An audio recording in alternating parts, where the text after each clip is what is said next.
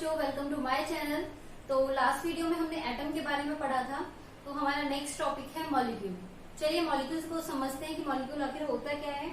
क्या होता है कि बहुत सारे जो एटम होते हैं, आपको एटम के बारे में क्या पता है कि एटम स्मॉलेस्ट यूनिट है, लेकिन जो सारे एटम हैं वो स्टेबल नहीं होते, ठीक है, अनस्टेबल होते हैं। स्टेबल ना होने का मतलब क्या होता है कि वो अपने एटॉमिक फॉर्म में, मतलब एटम का मतलब है सिंगल एक पार्टिकल, ठीक है। तो बहुत सारे एटम ऐसे होते हैं जो सिंगल एग्जिस्ट करते ही नहीं है नेचर में। तो वो क्या करते हैं, वो क्या करेंगे, किसी दूसरे एटम के साथ जाके जुड़ जाएंगे, और अब इनके जुड़ने से जो आपको मिलेगा उसे हम कहते हैं मॉलिक्यूल, ठीक है।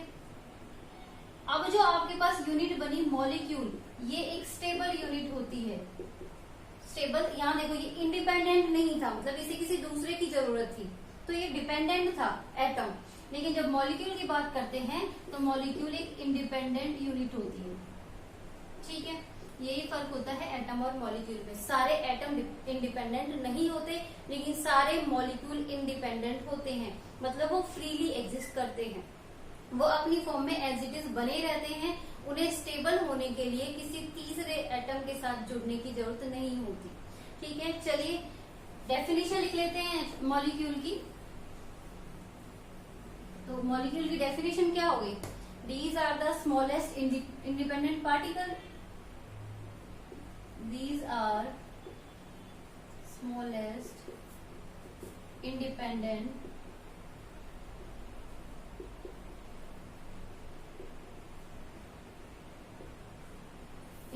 पार्टिकल। इसमें मेन चीज क्या है, स्मॉलेस्ट तो एटम भी होता है, लेकिन यहाँ स्मॉलेस्ट के साथ हमने वर्ड यूज किया है इंडिपेंडेंट, ठीक है। Particle which are made up of chemical bonding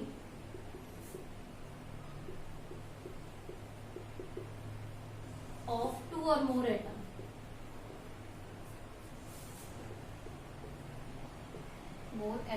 ठीक है। तो इसका मतलब क्या हो गया, परम अणु, इसे हिंदी में कहते हैं अणु। अणु वह सबसे छोटी इकाई है जो कि स्वतंत्र रहती है, और ये कैसे बनती है, दो या दो से ज्यादा एटम के केमिकली बॉन्ड होने से। केमिकली बॉन्ड होना जरूरी है, ऐसा नहीं कि एक एटम ये रहा एक एटम ये रहा, इन्होंने बॉन्ड तो बनाया नहीं, दोनों एक साथ पड़े हुए हैं, लेकिन अब ये जुड़े नहीं है, तब तक हम इसे मॉलिक्यूल नहीं कहेंगे। मॉलिक्यूल कब कहेंगे, जब ये दोनों एटम आपस में केमिकली बॉन्ड बना लें, ठीक है। इतना समझ आया है यहाँ तक। चलिए एग्जाम्पल लेते हैं, जैसे कि वाटर, या फिर वाटर छोड़ो, नॉर्मल सा एग्जाम्पल लेते हैं O2, ठीक है। इसका मतलब है ऑक्सीजन का जो एक एटम था वो स्टेबल नहीं रह सकता, उसने क्या करा, ऑक्सीजन के दूसरे एटम के साथ बॉन्ड बना लिया और मिल गया हमें O2, जिसे हम कहते हैं मॉलिक्यूल, ठीक है। मॉलिक्यूल के भी अलग अलग टाइप होते हैं। जो मोस्टली एटम जो इंडिपेंडेंट नहीं रह सकते, जैसे कि ऑक्सीजन हो गया, ठीक है, ये इंडिपेंडेंट नहीं रहता, दूसरे ऑक्सीजन के साथ मिक्स हो जाता है। अच्छा, जरूरी नहीं है कि ये सेम अपने जैसे सेम एटम के साथ मिक्स हो, ये दूसरी तरह के एटम के साथ भी मिक्स हो सकते हैं, वो हमें टाइप से समझ आएगा। तो डायग्राम बना लेते हैं एक समझने के लिए।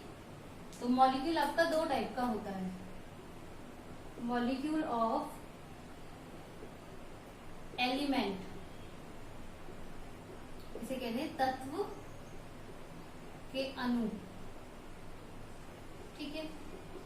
और ये हो गया आपके पास मॉलिक्यूल ऑफ कंपाउंड, इसे कहेंगे यौगिक के अणु, ठीक है। अच्छा, तत्व और यौगिक से लास्ट चैप्टर में आप पढ़ के आए हो, आपको समझ आ गया होगा।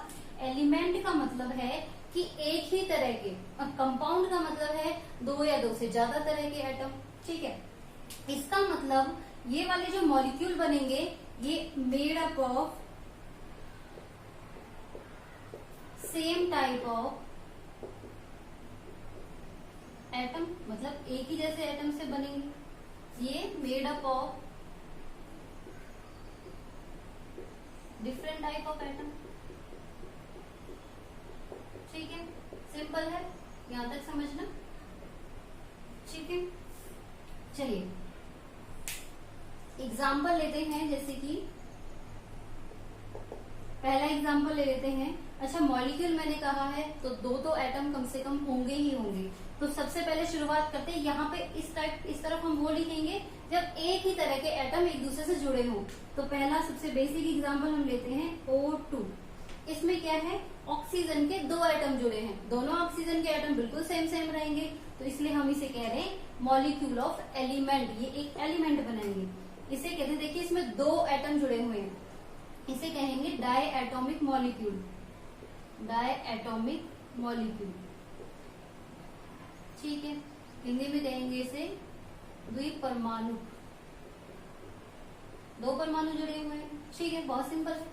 सेकंड एग्जांपल लेते हैं O3।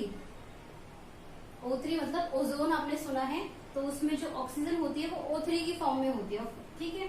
तो ये इसमें क्या है, ऑक्सीजन के तीन एटम एक साथ जुड़ गए, तो इसे कहेंगे ट्राई एटॉमिक मॉलिक्यूल, ठीक है, या फिर त्रिपरमाणुक, जो तीन परमाणु से मिलकर बना है, त्रिपरमाणुक अणु, एक द्विपरमाणुक अणु, ठीक है। फोर्थ हम लेते हैं, अब इसमें तीन से ज्यादा जुड़े हो, ठीक है, मान लीजिए S8 ले लेते हैं। इसमें क्या है, सल्फर के 8 एटम एक साथ मिल जाते हैं और एक मॉलिक्यूल बनाते हैं S8, इसे कहेंगे पॉलीएटॉमिक, पॉलीएटॉमिक मॉलिक्यूल, ठीक है, इसे कहेंगे बहुपरमाणु अणु, ठीक है।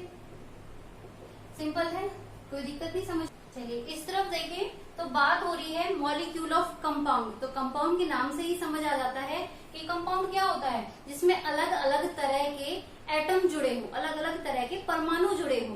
तो पहला एग्जांपल ले लेते हैं, द्विपरमाणु का एग्जांपल लेते हैं। तो द्विपरमाणु मतलब डायटोमिक, ट्राइएटॉमिक, पॉलीएटॉमिक इधर भी होते हैं, लेकिन बस एटम अलग अलग तरह के हो जाते हैं। तो पहला एग्जांपल लेंगे हम डायटोमिक का, CO कार्बन मोनोऑक्साइड, ठीक है, एक कार्बन का है और एक ऑक्सीजन का, दो एटम जुड़े हुए हैं, तो ये हो गया डायटोमिक, ठीक है। हिंदी में सेम वही द्विपरमाणु। दूसरा एग्जांपल लेते हैं ट्राइएटॉमिक का, जैसे कि CO2। तो इसमें देखिए कार्बन का एक एटम, ऑक्सीजन के दो एटम, तो टोटल हो गए 3 एटम, तो इसे कहेंगे ट्राइएटॉमिक, ठीक है, त्रिपरमाणु।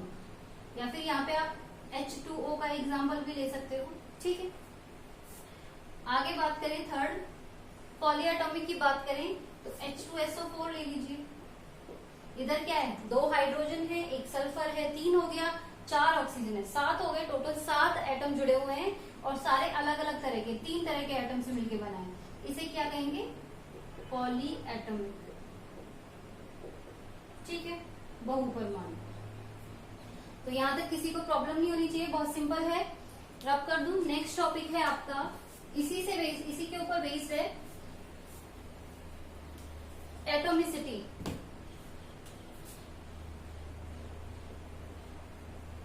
ठीक है, परमाणुकता।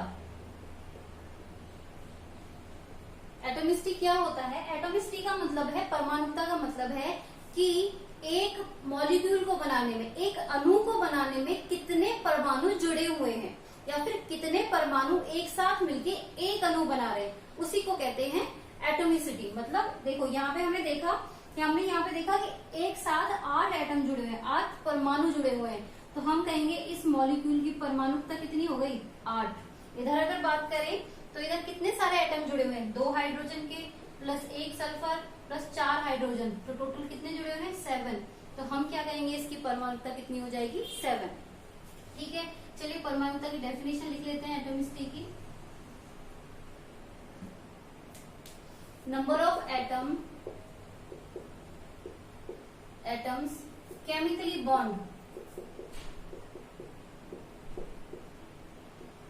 bonded to form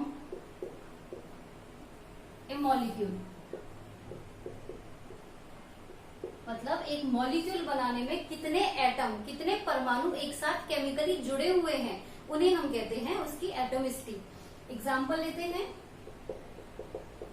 जैसे कि H2O का लेते हैं तो यहाँ 2 हाइड्रोजन है प्लस 1 ऑक्सीजन, तो टोटल कितना हो गया 3। यहाँ आंसर क्या आएगा 3। ठीक है, तो ये बहुत सिंपल सा टॉपिक है।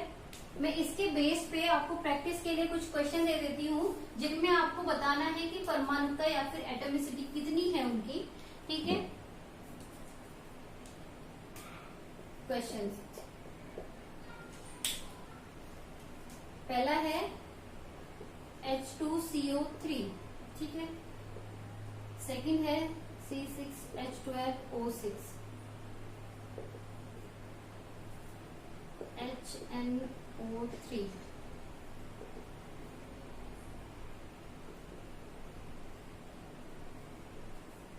और फिफ्थ है आपका CaCO3।